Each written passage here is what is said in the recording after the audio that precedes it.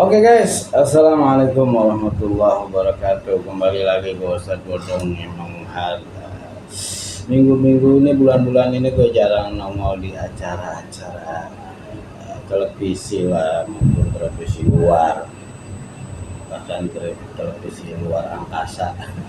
Jadi yang kangen gue langsung aja like, subrek, jangan lupa, ya enggak, biar lo masuk surga, ya enggak. Lo lebay lo, oh satu dong masuk surga lah. Ini nih ilmu lo baru nyampe situ doang, ya enggak. Kalau udah Tuhan yang punya kuasa lo masukin surga gara-gara ngeklik gue, kenapa emang salah Tuhan? Tuhan itu tidak terbatas haknya.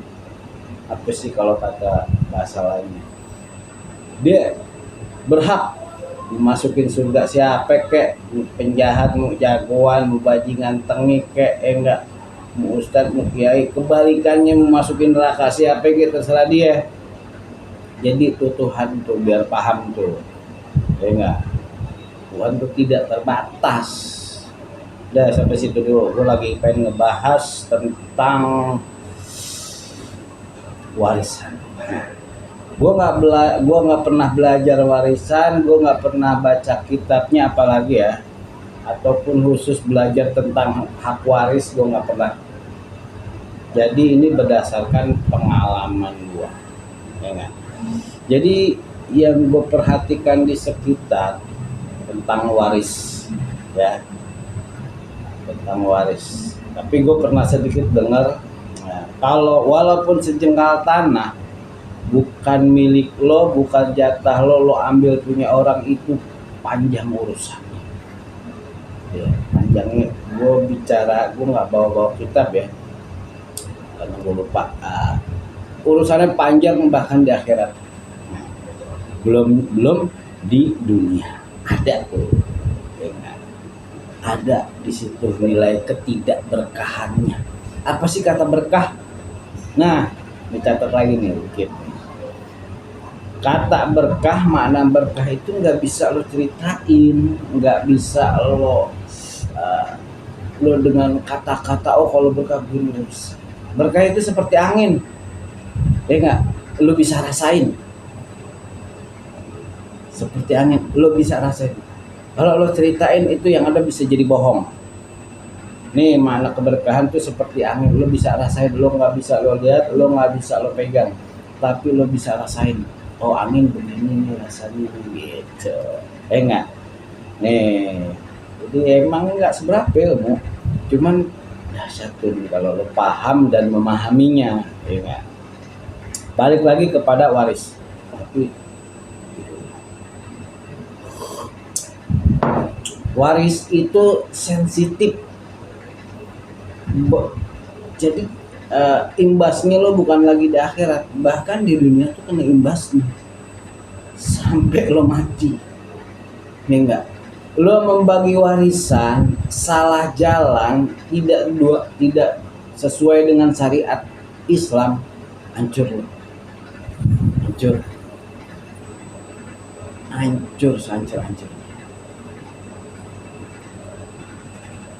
Ngebagi maksud enggak rata dalam arti kata enggak sesuai dengan syariat Islam. Oh lo mah anak pertama, lo mah anak kesayangan gua, ya enggak, sekian persen nih, dia mah anak tidak begitu. Kalau Islam ngajarin laki-laki dan perempuan beda, ya, gitu, beda.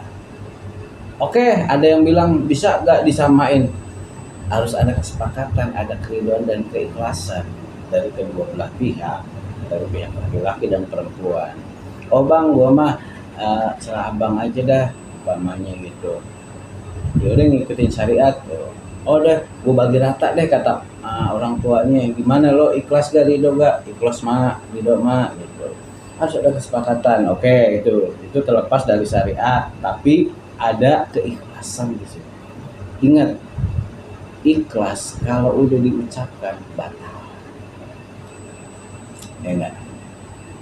Ini contoh kecil ya, lo habis pup toilet, lo habis makan sate, keren makanannya, ya enggak, makan makan sate, makan makanan McD lah apalah. Terus lo dengan habis pup lo liatin, lo perhatiin, aduh habis makan anu. Kalau ikhlas itu lo tinggalin, nggak pakai dilihat lagi, nggak pakai dipikir lagi, itu si pup itu ikhlas kayak gitu. Jadi kalau kata ikhlas, kata cinta itu kalau udah diucapkan batal.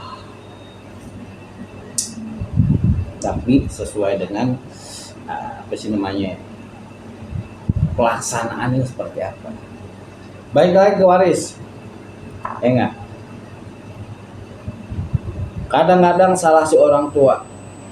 Ini si orang tua kadang-kadang dia ngebagiin berdasarkan anak kesayangan, anak yang paling tua lah, apalah, salah, kasihan. Imbasnya kena lo sendiri sebagai orang tua. Yang kedua kepada si pewarisnya yang diwariskan, entah anak entah cucu. Langsak, hidup lo nggak berkah, ya nggak. Satu lagi, ada saat gue pernah dengar salah satu syariat Islam, setiap lo mau tidur, ini sebagai seorang tua nih, waris lo mau sedikit mau banyak, lo bikin wasiat di bawah bantal.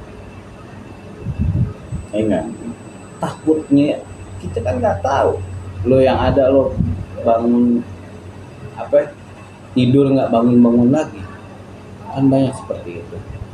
Enggak, taruh tuh wasiat bahwa si anu bla bla bla bla bla si ono sekian, taruh wasiat gitu. Bahkan kalau orang-orang kaya ini yang gue sering nonton di drakor itu, dia punya sekretaris, udah ada catatannya di situ, hak warisnya si A, si B, si C, rapih detail. Begitu dia meninggal, udah si sekretaris turun, nih warisan dari bapak lo begini gini.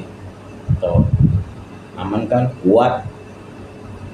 Ya gak? Meskipun ada meskipunnya nih, kadang-kadang kalau film dia nggak sesuai karena kan perempuan, sesuai dengan syariat, enggak. Tapi kuat. Kita nggak bicara sesuai, kita nggak bicara agama ya. Dikuat karena di situ ada stempel ini, stempel itu, di para saksi, ya enggak, ada kuat. Dan bahkan si anak-anaknya pun nggak bisa nuntut. Ada cerita lagi, bahkan si anak pungut itu dapat warisan yang paling banyak, begitu kan. Surat wasiat ini kuat. Ya, itu terlepas dari syariat ya. Kan gue ngeliat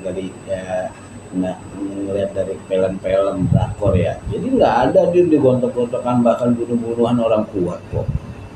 Ya nggak, kuat itu. Surat wasiat kuat, ada tanda tangan ini, stempel itu kuat. Oke, terlepas dari drakor. Enggak, kita buang dulu drakor. Jadi ingat, lo salah bagi, nggak sesuai dengan syariat, nggak ngambil hak orang lain, lo siksaan lo di dunia. Maksudnya apa? Siksaan itu tidak ada berkahan. Apa sih tidak berkah? Ya udah lo rasain aja. Kalau nggak percaya lo cobain aja, lo curang, ya nggak, lo culas, ya udah percayain deh tuh, baru lo ngerasain ketidakberkahan itu seperti apa.